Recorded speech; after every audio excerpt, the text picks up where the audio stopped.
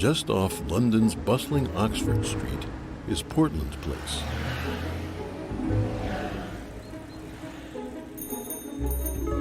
Down this quiet road, you will find many embassies, the BBC headquarters, and the Royal Institute of British Architects.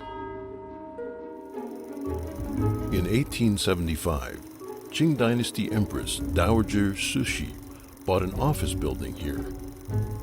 Since then, this place has been home to China's embassy.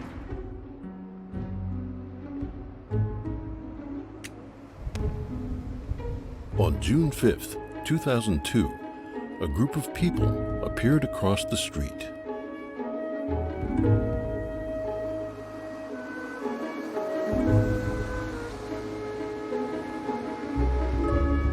Basically, we've got a 24-hour vigil here that's been going on for 14 years outside the Chinese embassy. It's about organ harvesting in China. People being killed for their organs because they meditate. Both governments and media are deliberately ignoring it.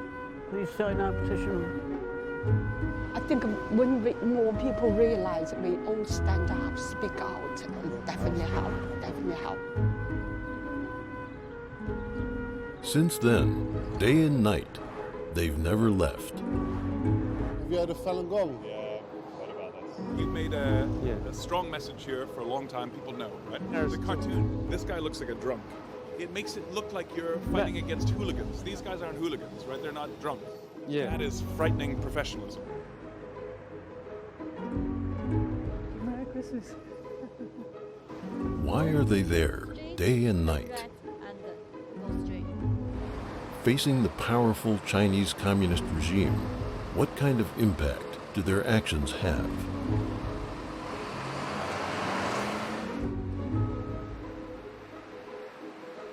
Behind their quiet demeanors, what kind of people are they?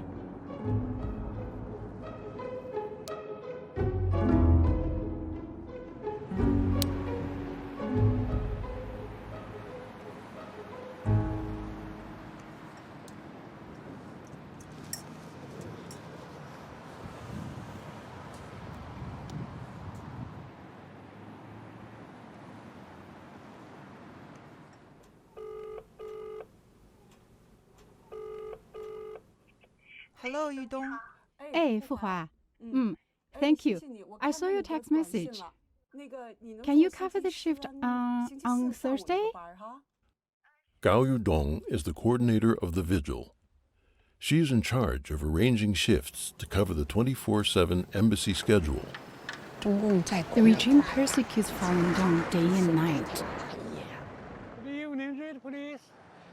So shouldn't we also keep up our 24-hour vigil? Because most people work or go to school, scheduling is a real challenge. If no one is available, Yudong would come to the embassy to cover. It has been like this for 15 years.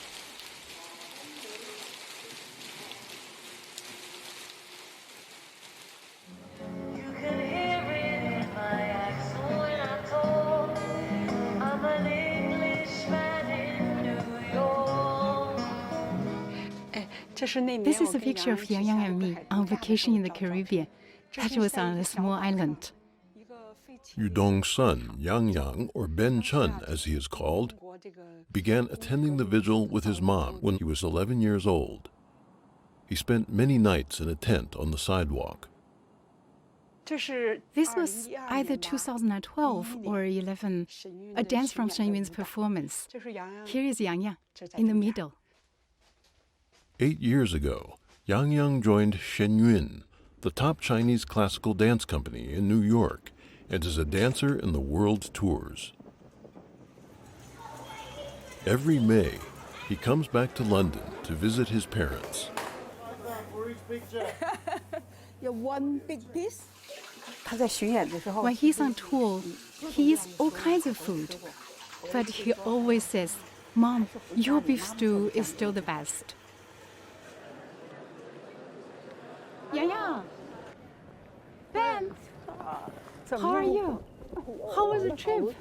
I haven't shaved today. Haven't shaved. This is a plate I bought from Egypt. Dead Sea mud facial cleanser. This is real Dead Sea mud. We went for a swim and smeared the mud all over our faces. Yeah, pour it all in. Yes, this. Oh wow. Oh, you can't buy this in a restaurant. I was like, Hey, you're wearing the hoodie? I bought it for Dad. You know, but it actually suits you. it's too small for Dad, and he thinks the color is a bit. Yeah, it looks good on you, and the color suits you.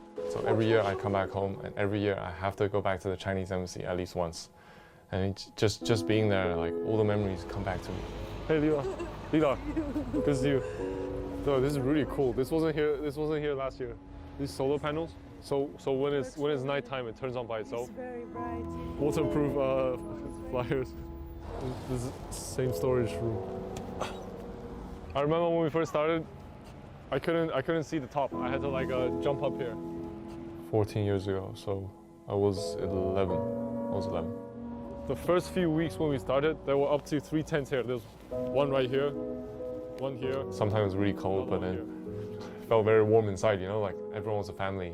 So this is like our recreational area, I guess. When we're bored, we just come back here to play. My mom would go to the KFC 3 blocks down and get a huge family bucket. It felt like every meal was a picnic and every night was a camping trip. On many days, I would wake up at 7 in the tent, and then I would put on my school uniform, like a very proper looking suit, like the whole thing with a tie, and then I'll just get out of the tent and then brush my teeth at McDonald's, and then take the London Underground for about half an hour, and then take the bus for another 20 minutes, and then go to school. Like my best friend at the time, I would always go to his house and play. And then sometimes he would ask me, "Oh Ben, when can I go around to your place to play?" And I was like, "Oh, you don't want to go to my place. It's like, it's nothing there, not much there to play." Royal Institute of British Architects. This is where we use the loo, and the reception guys are really friendly. Now sometimes they have a big event here, like a wedding or something, and then they bring out the leftover sandwiches for us here. When I was in secondary school, they used to ask me, "Wait, Ben, your grades are so good. Is it because every day at home, when you go home, your parents whip you and make you do schoolwork?" I used to do my homework here too, like, because there's a light here, and when you're really cold, you can sit here and it warms you up. The traffic lights are right there, so everybody has to stop here to read our posters. Yeah, usually you don't even have to say anything. They just read the message and it's very clear inside it. He's signing the petition form. I just said, "Sir, would you like to sign our petition to stop the torture in China?" Actually, over the years, I think we've collected, I don't know, a huge number of petitions. And then actually, I remember I was there on the 99th day. But the next day, the next morning we woke up, we had to change the number to 100. And that was a 3-digit number. So we had to fit in one more slot. And then I asked my mom, I said, "Mom, how long do we have to be here for?" And I remember her answer very clearly. She said, "Until the persecution ends, whenever that day is."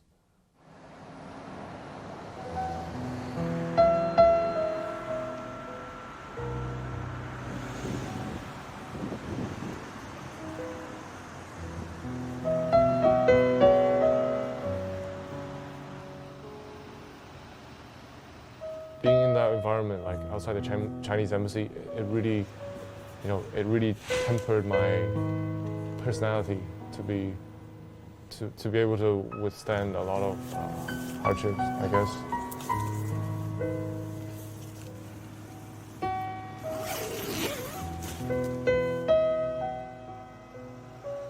And then when I sit there and sit down to meditate and do the exercises just by myself, I feel really, really peaceful, and it just reminds me of everything that we're doing and why we're doing it.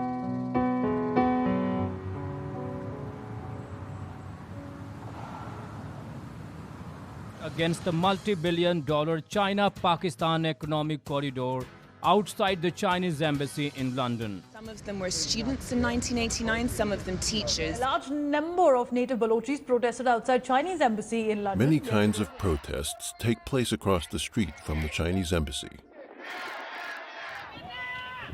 The protesters come and go. Year after year, many people have gotten to know the Falun Gong practitioners who have never left.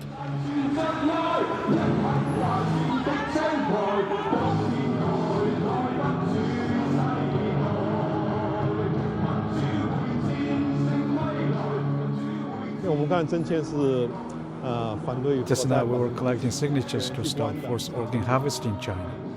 I met a few Chinese students. They want to know about the Tiananmen massacre in Falun Gong. They signed the petition.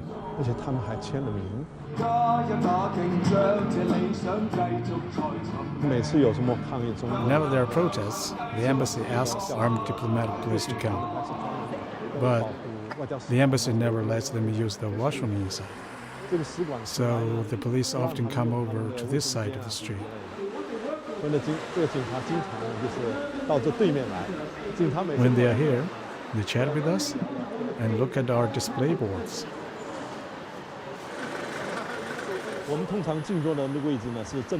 We usually sit facing the embassy's front door. Today many people came because of the event, so we moved to this side. Now they have finished, so I'm putting this back. There was a famous reporter who also signed the petition. I think he's from Hong Kong.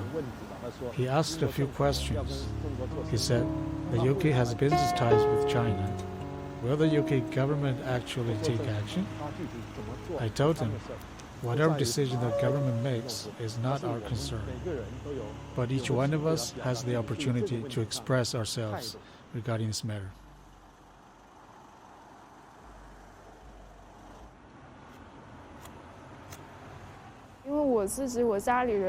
My family is persecuted in China, and I know if they were to do the same thing in China as I'm doing now, they would face very harsh brutality.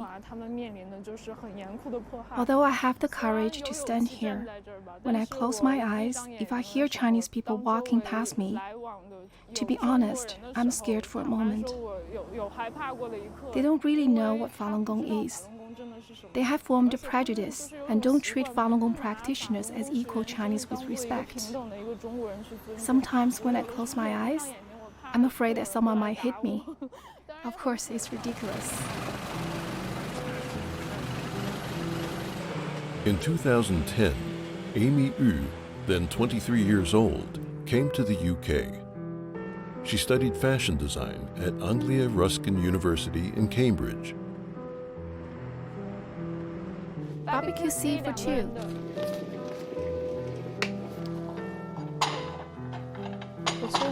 In a university, I just want to focus on learning and then find a good job so that I can take care of my parents when they are released. Can we take the order now? Can we take order now? Barbecue seed for two. It seems like nobody's in good mood today.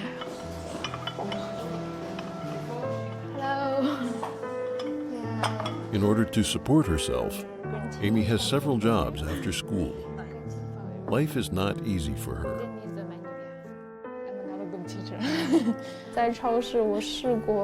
In a supermarket, I try to shelf over 1,000 pounds of merchandise.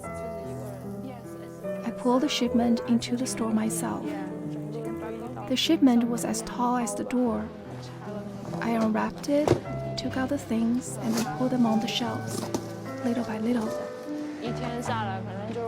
By the end of the day, my hands hurt so much that I couldn't even fall asleep. I was fine with that, but I was worried that it would affect my ability to use my hands for my work in the future. My dad painted this for me. It's a copy of a famous painting called Music Lesson. Dad would paint for my mom and me. Sometimes he taught me to draw. We often listened to classical music. He'd entertain me before meals by pretending to be a conductor and waving a chopstick. Dad's health wasn't very good. He couldn't help Mom with housework. This caused many conflicts and quarrels. But after they started practicing Falun Gong, I could feel that the family environment had really changed. Dad became more peaceful and amiable. He stopped arguing with Mom. As a kid, I was very happy.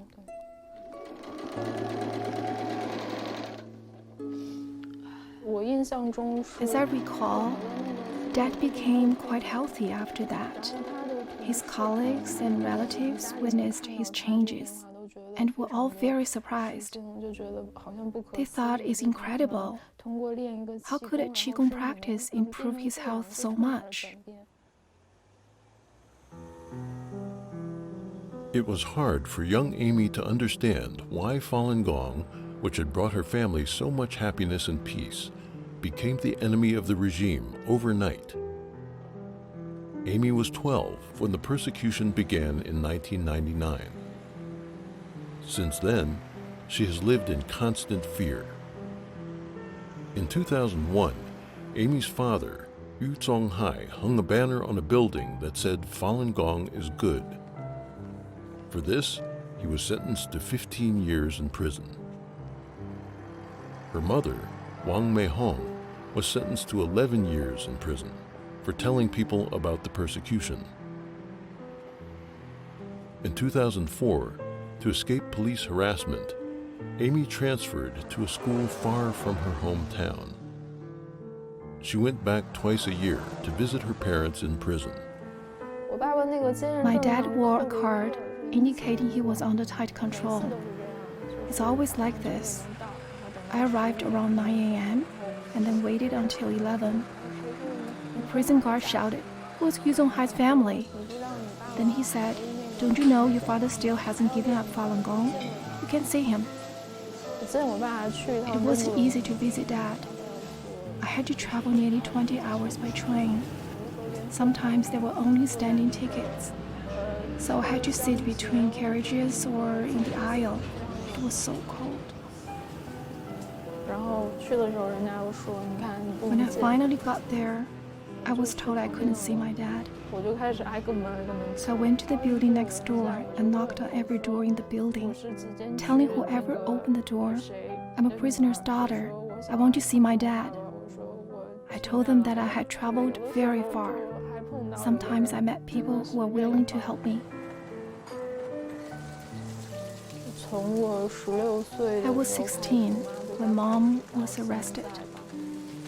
Since then, the total time I spent with my parents, including the time I only saw them through the glass barrier, didn't even exceed 14 hours.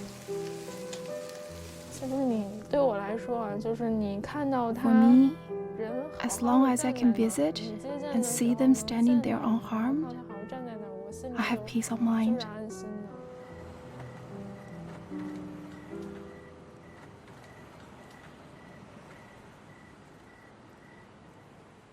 This is talking about the persecution of Falun Gong in China.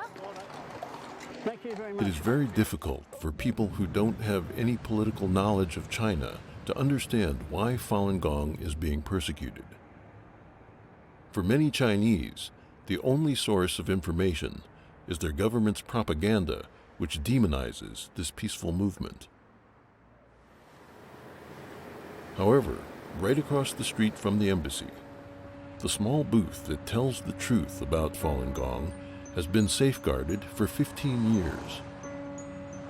Over 100 people have participated in this vigil. They are from all walks of life. Among them are those who have been persecuted in China for their belief. I wake up at 4 a.m. and start walking around 4:30. It's about an hour walk. The weather is cold, it's between 5 and 7. Sometimes there is frost or snow. I try my best to arrive around that time. Sometimes I arrive a bit earlier, so the other person can go home to rest. This suffering is nothing compared to the persecution in prison. That is something totally different. Li Yong comes from northeast China. She was thrown into Masanja labor camp for practicing Falun Gong. I was force-fed twice a day. They held me down and force-fed me, but the tube wouldn't go into this nostril because it was so swollen. so they insert it into the other nostril. They wouldn't take it out. Then they asked, "Do you still practice Falun Gong?" Yes, I told them. "Okay, then the tube stays there," they said. They pushed the tube into my stomach. It was horrible. I dared not breathe, not even exhale. I dared not move at all. If I moved, the tube would vibrate and cause such stomach pain. That feeling was, for an ordinary person, it was worse than death. In 2001, the police informed Li Yong's family that they should take her home. The torture had left her unconscious. They never expected that her cultivation practice would restore her health. Now, sitting across from the Chinese embassy, she tells people the truth about the persecution. In Masanja labor camp, when we were eating, I saw some practitioners limp. That indicated they'd been beaten. We were not allowed to talk. When we saw them, we gestured like this to encourage each other to persevere. I'm happy to be here because it's an opportunity to speak out for fellow practitioners who are being persecuted.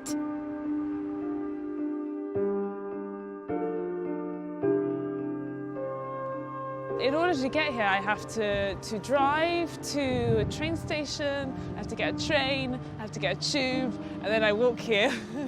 So that everybody in the world sees our ad. Or if we had the Accenture cloud solution for consumer goods. Because I'm an actress and so I'm freelance and also being a mother, my time and my schedule is sort of all over the place all the time. So this is my little boy. This was taken actually when he was at playgroup, so it was a couple of years ago now. Often there is a bit of a struggle and balance between these things.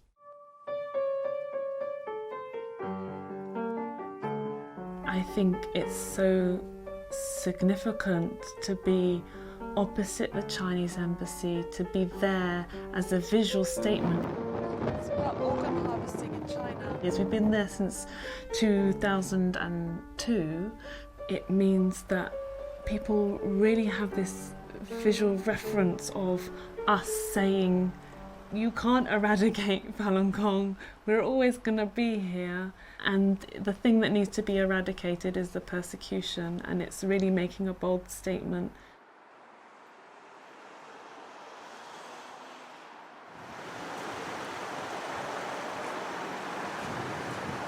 Hi, Nick. I'm here. How are you today? It must be very cold. Yeah, it's cold, but it was good. The weather changed. My name is Zhu Baosheng. I work in London's local government. I've participated in the vigil for around 13 or 14 years now. Frankly speaking, it's easy to do for just a few days, but as for continuing for so many years, it really isn't easy. At night, not that many people pass by, and the embassy staff have already left. I sometimes wonder, who even knows we're here? But there's something that changed me. It was sometime in 2008 or 2009. One day around midnight, I was driving home while listening to the radio, and one of the hosts asked, "Do you know which building is the most beautiful in London?" And the other host was not sure. The first host said, "Let me tell you, it's the Chinese embassy, the one with the Falun Gong vigil across the street." I was so surprised to hear that. At midnight, a mainstream radio show was talking about Falun Gong and our peaceful vigil. I wasn't expecting that at all. Then the host continued. In this world, there are many petitions and protests every day, but there's one protest that is both enduring and peaceful. It is the most powerful. He used those exact words, most powerful.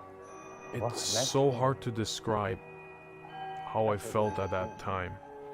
I felt that our fellow practitioners have suffered severely. We are here calling for justice and conscience. Everything we are doing here is worthwhile.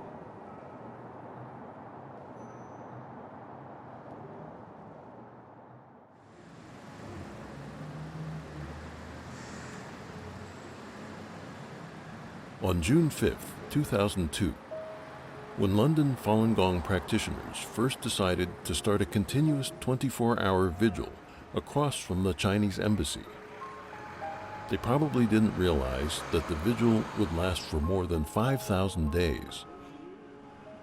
Even as we speak, it continues.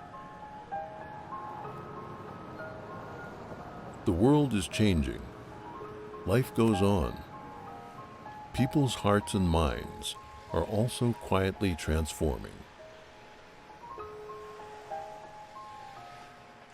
Every time I would go to work early or come back late, they will always be there. And I think I got just curious, and yeah, I just wanted to know what it was about and what deserves so much perseverance. It must be something very strong, something very important. So I decided to ask them why they are doing this and what was the story. I first met the protesters. They told me about their ongoing struggle, and when I decided to do the documentary, I think that would have been there 10 years of protesting, and I thought that was such a symbolic milestone. To keep this symbolism, I thought I would cover the protest for 24 consecutive hours. And then every hour I would take photographs. I named the series 87,660. 87,616 is the number of hours in 10 years.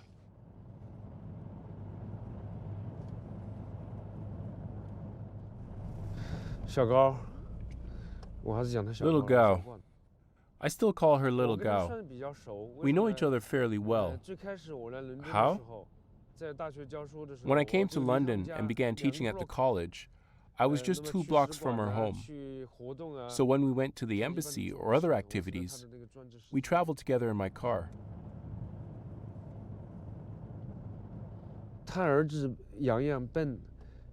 Her son Yang, Ben, his achievements are extremely impressive. For his GCSE exams for 12 subjects, he got A+ for 11 subjects. And for one subject, it was an A* or something. That kid is very funny. He learns everything so quickly.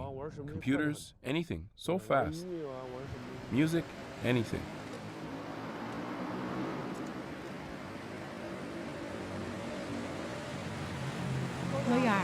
We prepared 2 cards to give to Reba. One is for the reception team, and the other is for the building manager. We are all going to sign them and give the cards to them before Christmas to express thanks for their support and help.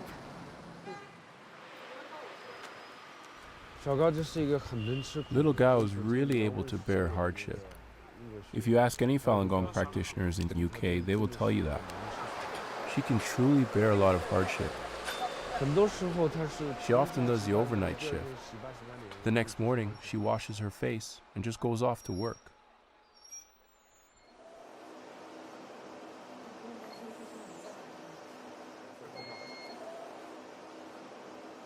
Chun Bin is the husband of Gao Yudong, the coordinator for the vigil in front of the embassy.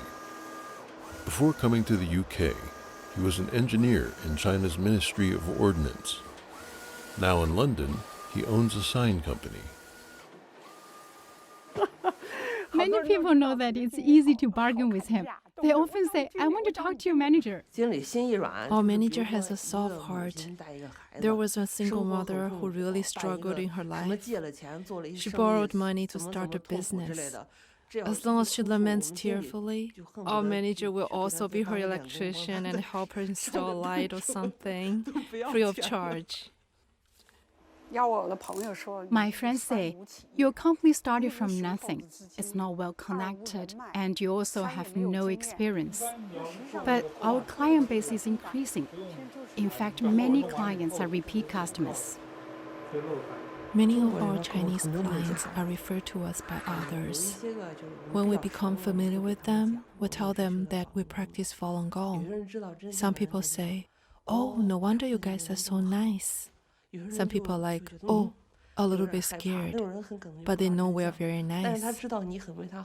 They might ask a few questions like, "What about the self-immolation?" or something. I can simply explain to them the real story since we're outside of China. After watching the analysis of the self-immolation footage, they immediately understand the truth. These are goods to be shipped each day. Some clients need to buy light boxes.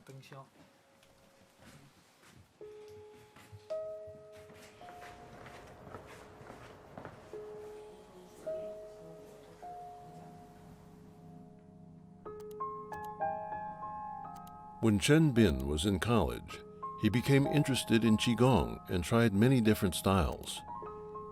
In 1997, he read Zhuan Falun at his in-laws' home and felt that his questions about life and the universe had been explained.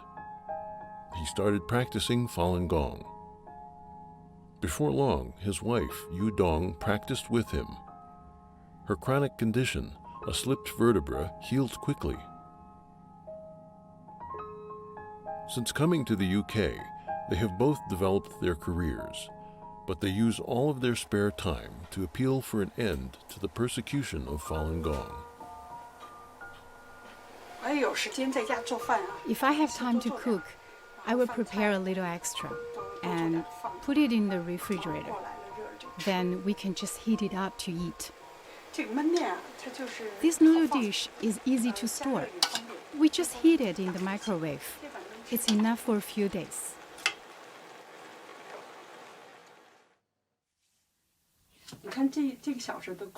Take a look at this photo. Yang Yang's grandpa really loves him, but he's a serious man. Yang Yang would always say, "Grandpa, I want to kiss you." Grandpa said, "Don't do that. No, no. But I have to kiss you." Boom! With cake on his lips, Yang Yang kissed his grandpa's cheek.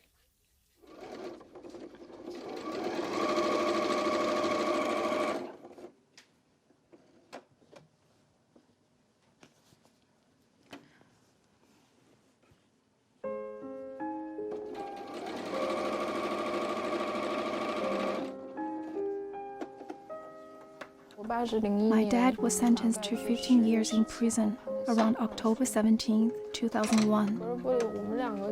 I could only visit him behind a glass barrier and with someone monitoring us. Each time, Dad just asked me about my studies and my life. But seeing my dad gave me peace of mind. I went to the prison to see Dad. He has some artistic skills he wanted to teach me, some techniques to use colors. Actually, he wrote a little booklet for me, but it was confiscated by prison guards. Then they burned it. One time, it appeared that my dad had been beaten. I probably responded with a bad attitude toward the prison guard next to him.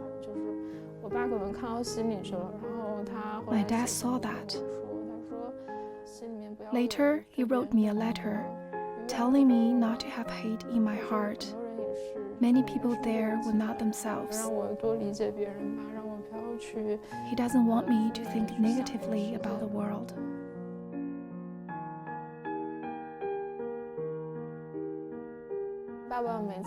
Each time when Dad was taken back, he would always look back at me, clenching his fist like this. Then he would give me a very warm smile. His gaze was very bright. He meant to tell me that he's still very determined.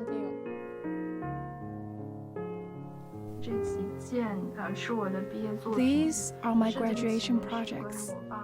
I got the inspiration from my dad because in his name there's a character for sea. I used the shape of seashells as the principal element for the collection. This is the shell's shape, and inside this piece is also this kind of shell shape, because I feel my dad taught me a virtue. Actually, England had this virtue called chivalry. And in here is a fusion of the shell and the chivalric spirit.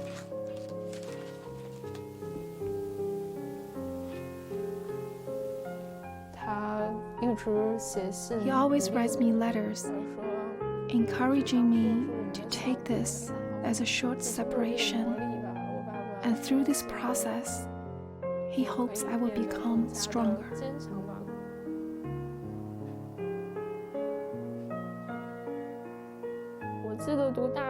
I remember when I was studying at college, I took all my dad's letters with me and kept them under the mattress. Then I would take them out to read. I don't really dare to read them too much. I felt they might disappear if I read too much. Only when I was really unhappy would I take them out to read. Then I would feel better.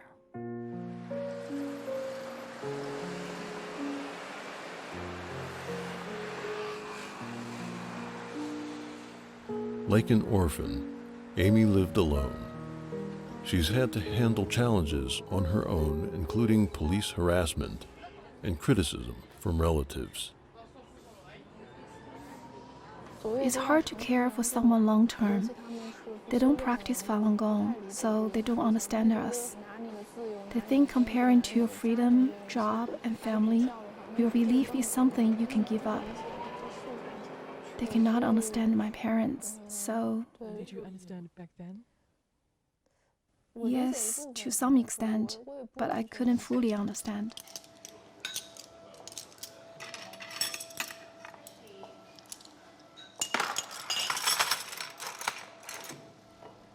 In 2009, the prison started a new round of forced brainwashing. Amy's father's leg and ribs were fractured during beatings. His eye was injured while doing forced labor. The prison delayed his treatment, causing a permanent tear duct laceration. At that time, he had served only half his prison term.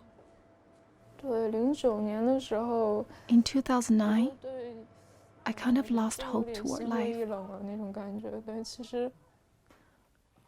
I always had a dream that if I grew up well-behaved and healthy, when they were released, we could reunite, and I could take care of them.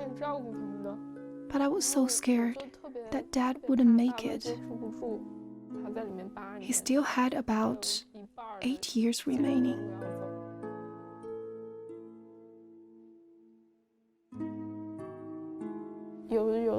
Sometimes I woke up at midnight thinking of his situation. Then I would just start crying. I had a roommate then who heard me. The next morning she was quite annoyed and complained that I cried all night, and she went on about how I affected her sleep. I tried to explain to my classmates in college, but they didn't understand. Actually, I understand her, because China's media is controlled by the regime. A normal person who lives in any other country cannot believe that the news shown on CCTV every day is bogus and is intended to mislead you.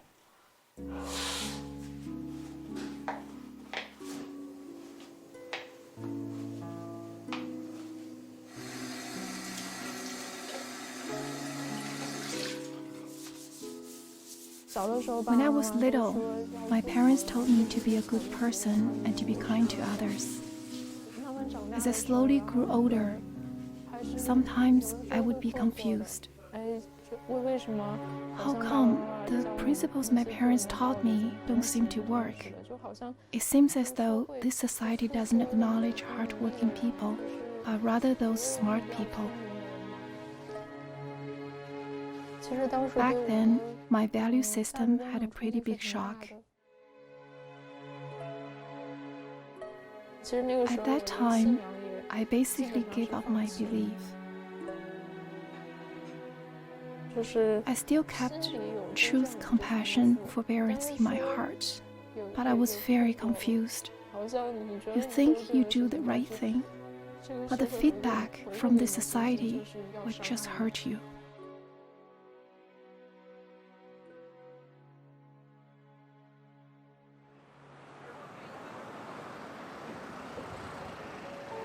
My surname is Liu, and currently I'm an investment advisor in a petroleum company.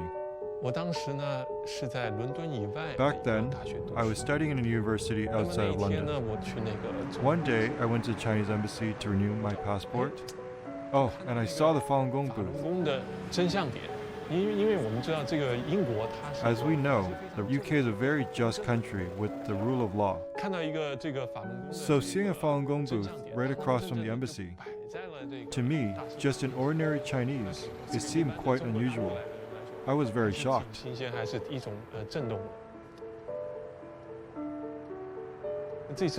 There was a woman running the booth then. I thought, oh wow, good timing. I can use this opportunity to learn a little about Falun Gong. The young guy just asked me, why does the Communist Party persecute Falun Gong? I explained that Falun Gong is based on truth, compassion, tolerance. The party is afraid that Falun Gong's principle would expose its ugliness. If people see it clearly, it would be unable to maintain control of its regime. I said, many Chinese students are exposed to the propaganda in China. They are really scared when they hear about Falun Gong. You are quite special.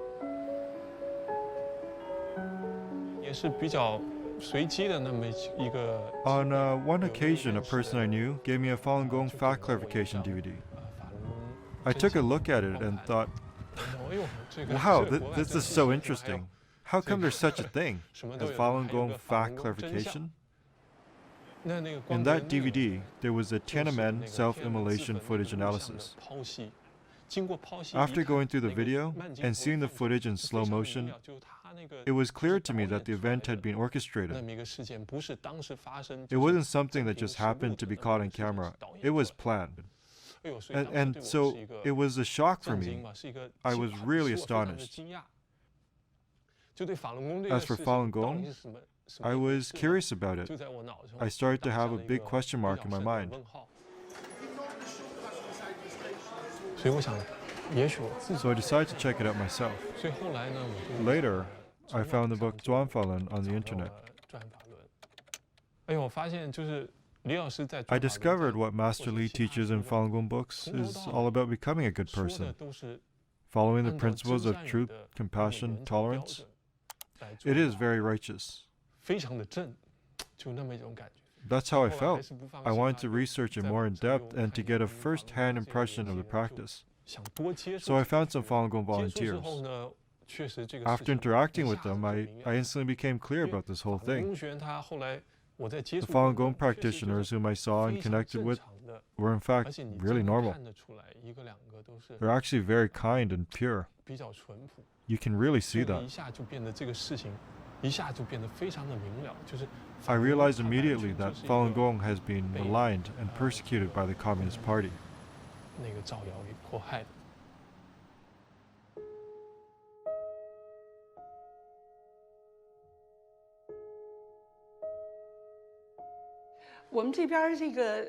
There are 2 night buses here, so there are buses 24 hours a day that go directly to the city center. I don't need to worry about transportation if I need to cover a vigil shift at night. How you make that list? I show you now. And the peeler. It's the best peeler in town. It peels both ways. That means left-handed or right-handed people can use it. In this store, I can often find some good stuff. This is only £1.50 per box. These beans are not bad.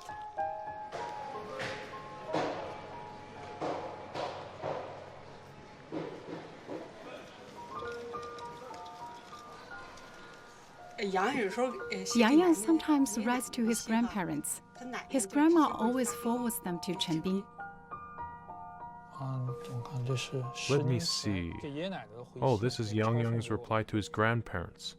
He also sent us a copy. This is what his grandpa wrote. When I walked into your home that is bigger than your apartment in Beijing, I was so happy. This time we spent 50 days together, which gave us a chance to learn more about your daily lives. You have a stable life that makes us feel at ease. But we are really worried about your lifestyle. We saw you work on a computer day and night without enough sleep. You filled your stomach by drinking milk tea. You worked so hard, but when you were thirsty at the airport, you didn't even want to spend money on bottled water. One should be rewarded for one's effort, but you work so hard without even getting paid. I can't understand that. 40 is a good age. With your knowledge and ability and a decent plan, you could have a much better life. Even though you may not earn as much as Luo Yuan or Mike, at least you could have a much better life. But seems you're not interested in this. Anyway, I hope you can arrange your lives better. The above are our thoughts after our London trip, just for your reference. This is Yang Yang's reply letter. I always believe that hardship can temper one's character, enrich his experiences, and improve his morality. This is similar to the principles of cultivation. Of course, we are not seeking out suffering, but amidst life's difficulties, when other people mistreat me, even while being persecuted, I can't give up. I have to walk my path with determination. Thinking back, if I had not grown up this way, I may have become spoiled and lazy, unable to accomplish anything. Had I been too comfortable, I may have gradually abandoned my belief and become lost in material indulgence. My time was not spent playing video games, but on composing music. Without pursuing a luxurious lifestyle, I had time to read and enrich myself. I gradually started to understand why my parents were so busy. My parents were busy because the persecution has been going on, and it still continues. Many people don't know that. Human life is so precious. That's why my mom and dad may work day and night. You said that effort ought to be rewarded. This is certainly true. So many years have passed, whether it was Dad's newspaper project or our family's situation, or the way my parents raised me. We may not see the rewards immediately.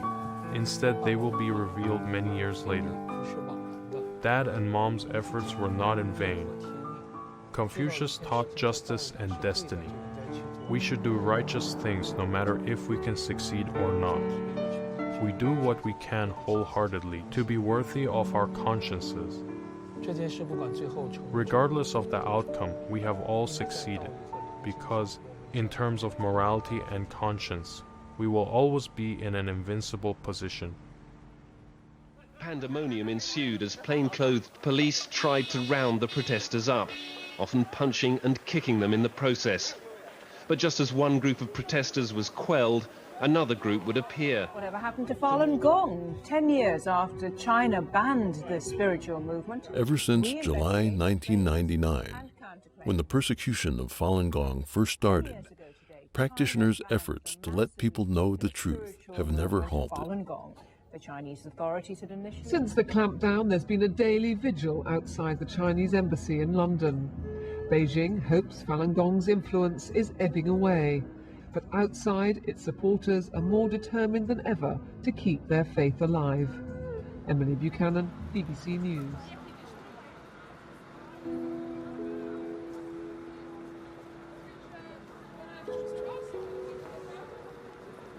At tourist attractions around the world, people see them.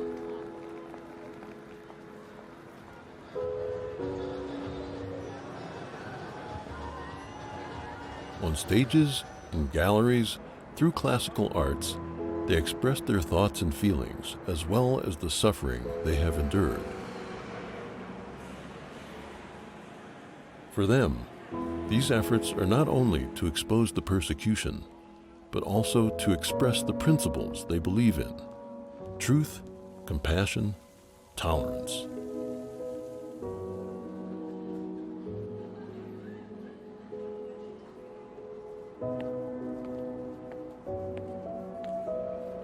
For Amy Yu, who has suffered bitterly from a young age, these efforts have allowed her to understand what all of her parents' sacrifices were ultimately for.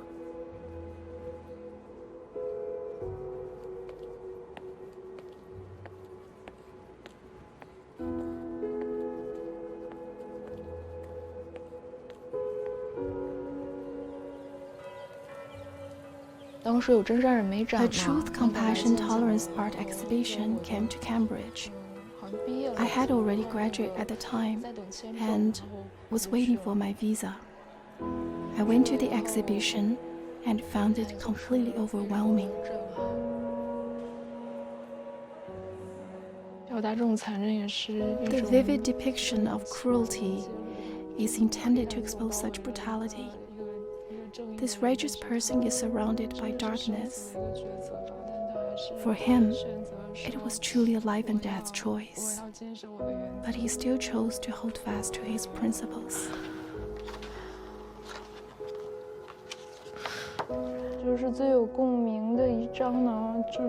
The piece that resonated most with me was Homeless, the painting with the little girl. I knew many little kids from families of Falun Dafa practitioners. They had no home to return to. She had tears on her face. She looked so lost and so innocent. Her life has already been tremendously altered.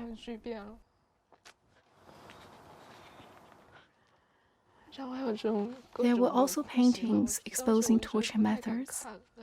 At the time, I didn't dare to look, but when I did catch a glimpse, I thought, oh no, did my parents suffer like this in prison? I just didn't dare to look or think.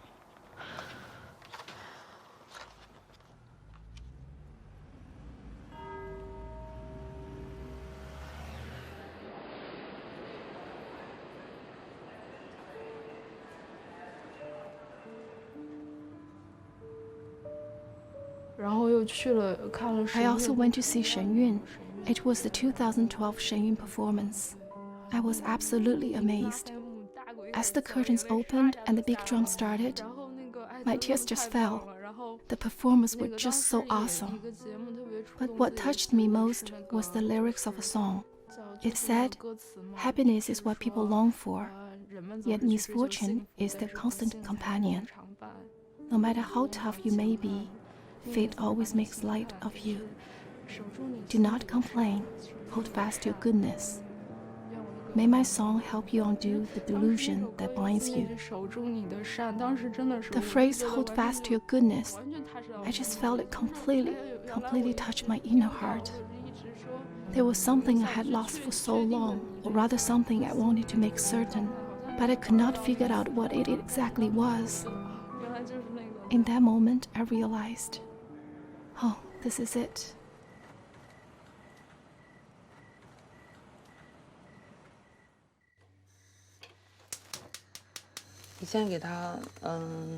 Once we ate a shrimp meal together, she said that no matter how difficult her youth was, I guess it was after her parents were arrested on her birthday.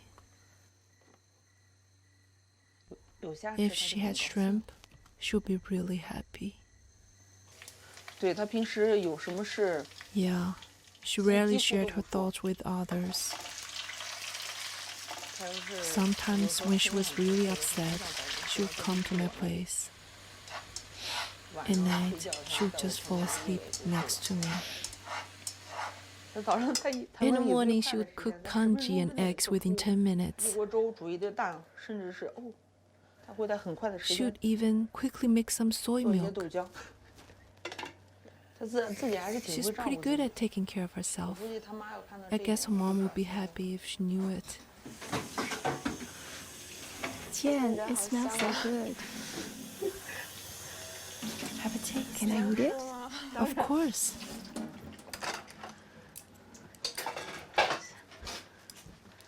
If you leave the shrimp overnight, it's even tastier Really? because the flavor we're infusing to them.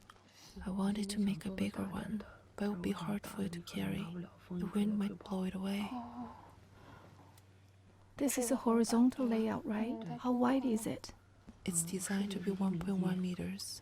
1.1 meters, like this? Yeah, 1.1 meters by 40. I can't stand seeing your dad like that. You can see. Don't be silly. Sorry.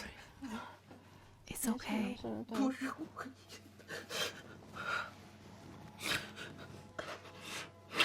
Do you have any other photos of your dad? Only this one. I sneaked it in prison. I was worried when we started the rescue. I didn't want my actions to cause them any more harm. Nobody wants to see that happen. Later, I asked a few people, and they shared with me their experiences. I felt relieved. Exposing the hidden abuses would only do good. I wrote letters to media, to MPs, to MEPs, and to the embassy. There is a practitioner in Germany who was also rescuing her mom. She made a postcard and asked people around the world to send it to the prison. I thought it was a great idea. Would you please make this fence less dark? Okay, sure.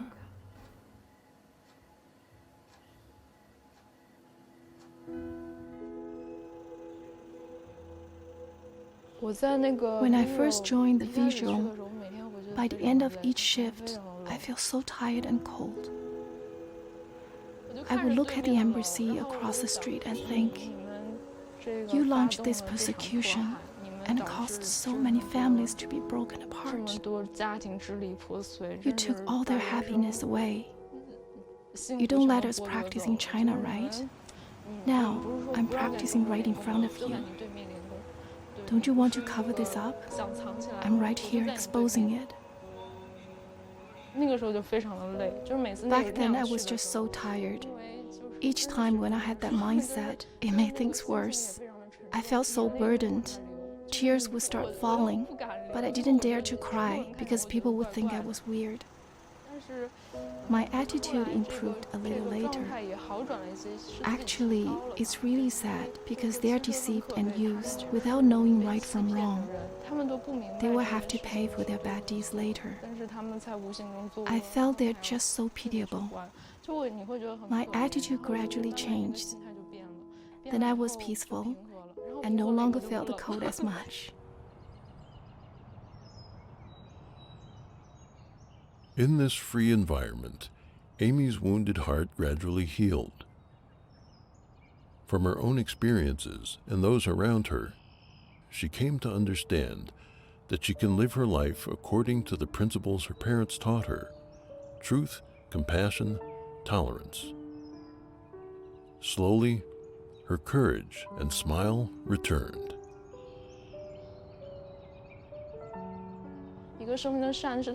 Compassion is a characteristic that is embodied naturally, and is a way of life.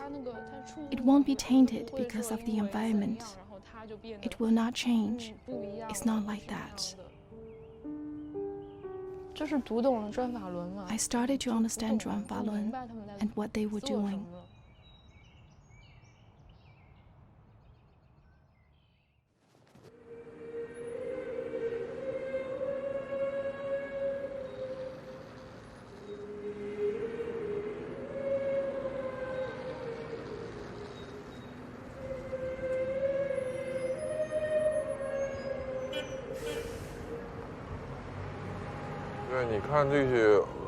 See the lights hanging there? These are Westminster's decorations during the Christmas season. But even during the holiday, our vigil won't stop.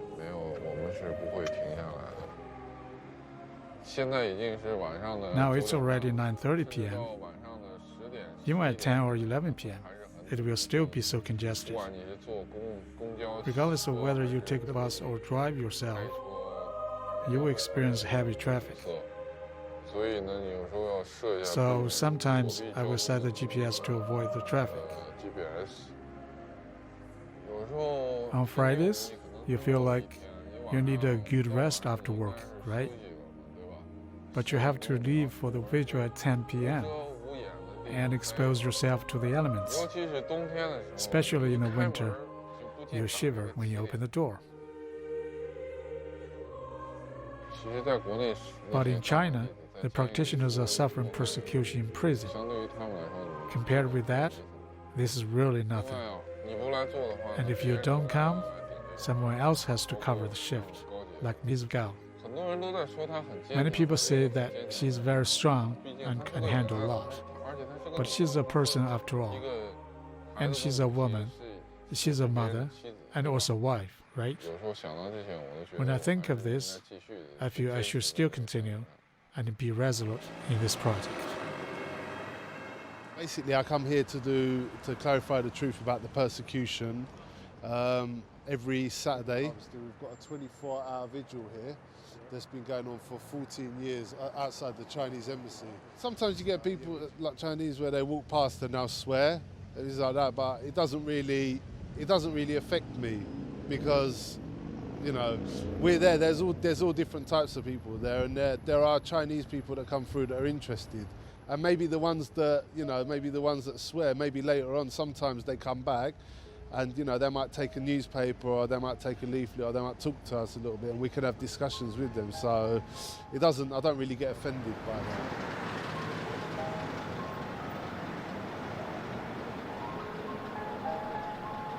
that. I cannot understand how people can not be moved by hearing about, for instance, people being killed for their organs and people being tortured to death.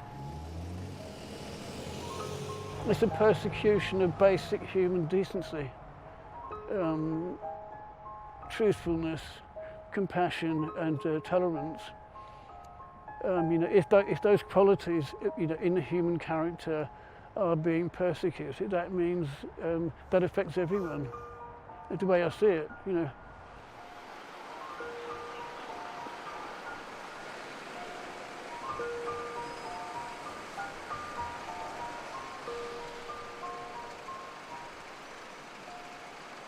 Who brought this along?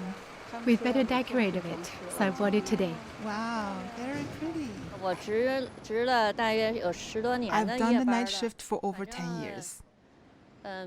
肯定会 Sometimes 碰到 I've 一 come 些麻 across some 烦 troubles. 像有一次吧， Like one time, I was here meditating, and a drunk person stood behind 就 me. 喝多了酒的嘛，就站在我身旁 He just 边 stood next to me. 就晃晃悠悠 swaying. 晃晃悠悠的，就在。但是呢， The night bus 就 passed 是 by 路 me 上嘛，他要 because 坐 this 那 is a bus 个夜 route. bus，他经常有那个夜 bus 在这过来过去的。然后呢，那个 The bus just 就 stopped 在 here. 旁边停了。那个 The 司机 driver 就把 opened the 门打 door 开了 and 说 said, 那个请你离 "Leave 开 that 那个 lady 巴 alone. 士， Don't 不要打 disturb 扰 her." 她。然后他 Then the 在这儿 drunk 就在 person 这儿 started 乱 going 摔乱打 berserk, 乱闹的什么，但 but 是他 he 不敢 didn't 碰 dare 我 to touch me. 反正那 The 个人 driver 就 just 一直在 stayed 这 here 看着他 watching 他 him 走了，那个人 until 就把 that 他 person 给 left. 带走了。因为我们是展示功法嘛， Because we showed 刚开始 exercises 很多 here, 人都看不清你的 if I 功 use a 法 blanket, 是怎么回 people 事 won't 儿 see the 的， movements clearly. 那就不好。所以 That's no 你 good. 看，有的时候挺冷的时候， So in winter, 我们 when 还 it's 是 fairly cold, 照样 I 的 don't 就 cover 带 myself 毯 up 让人 with a 看着我们 blanket. 那个 I want to show 双 people the 盘 double loader's 双 posture. 盘他们可那个 People 像 really admire that.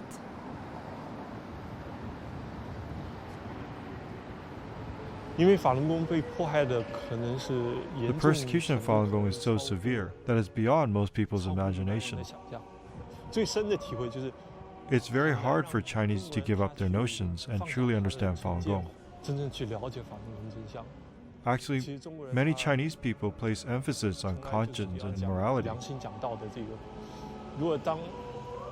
If most Chinese people truly understand the severity of this issue, maybe a lot of them would speak out.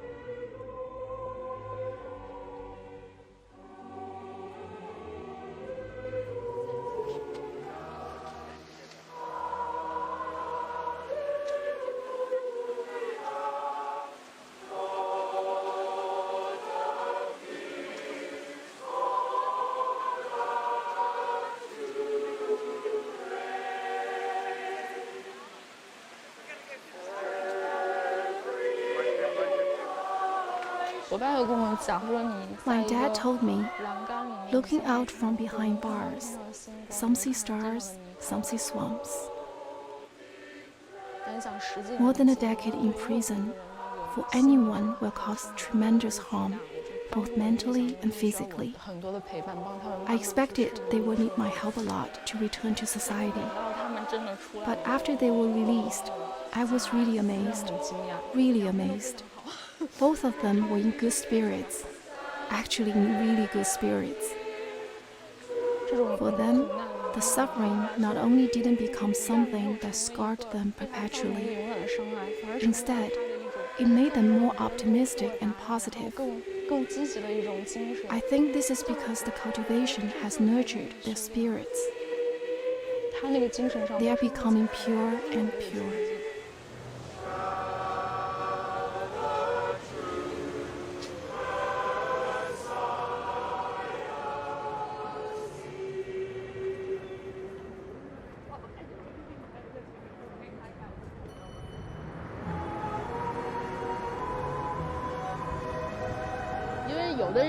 Some families go to the opera together. Some go to see musicals or watch sports together. But our family comes here to tell the world what's going on in China.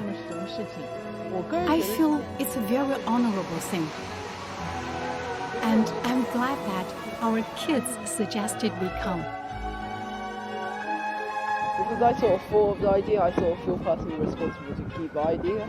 It's funny because we normally do it on Sunday, but Christmas is on Sunday and my birthday is on Sunday. Are you not happy with that? No. I'm just saying.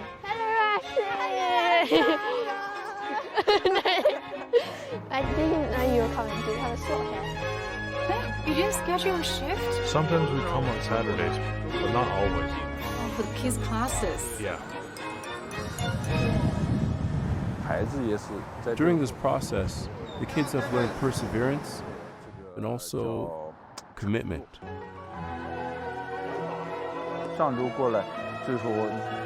Last week when we came, it was cold, so we went to the cafe in Reba. The kids wanted me to buy hot chocolate. The barista said, "Wait, I know you are Falun Gong. I'm not charging you." I was so touched, truly very touched. Merry Christmas and a Happy New Year!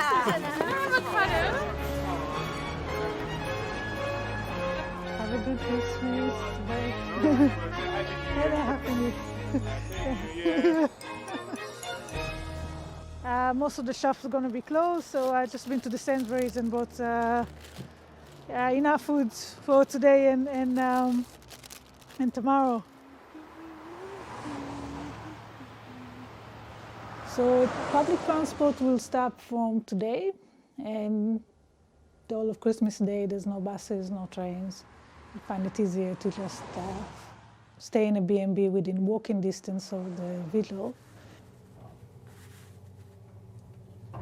I normally put things by the window. That's closer to keeps it cool. It's a nice little hotel. It's very quiet.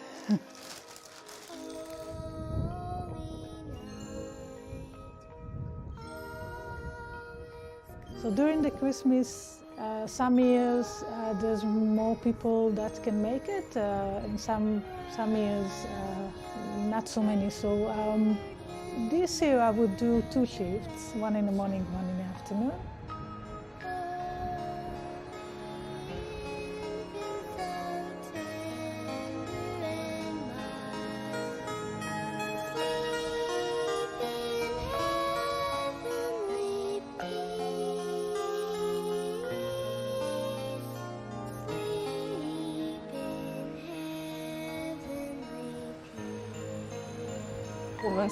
The 3 of us, although we're so far apart, our hearts are together.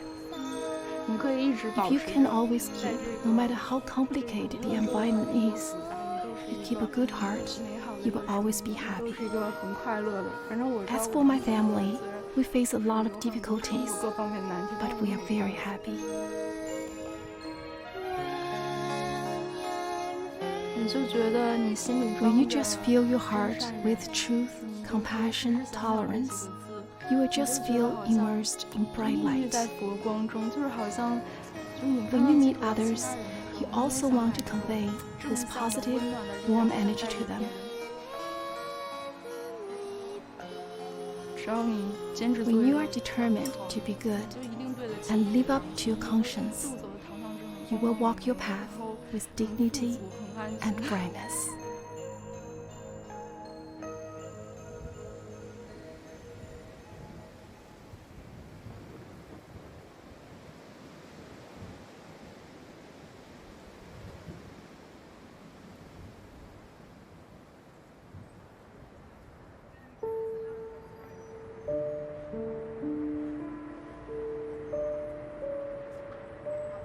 One day on stage, I felt like outside the Chinese embassy again.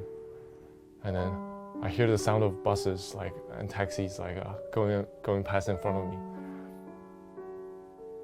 And then just everything, the sights and sound of London, and then the weather, the wind in the trees, I could hear all of that. But then on stage, the sound of the buses disappeared. It turned into the music from the orchestra pit. And then the lights on stage from the side. And then it wasn't the people walking past. It wasn't just a few pedestrians walking past. It was a full house full of audience members there ready to listen to what we have to say through our performance. And for me, that was a very special experience because it just keeps reminding me what we're doing here. Suddenly I felt like I wasn't dancing for myself anymore. I was dancing for others on stage. I was dancing for the millions of practitioners around the world. I was dancing for all the other practitioners who were staying at the Chinese embassy that was still going on. All of this was for persecuted practitioners in China who are suffering for the same belief that we have, who are being persecuted for doing the same movements that we are doing right now.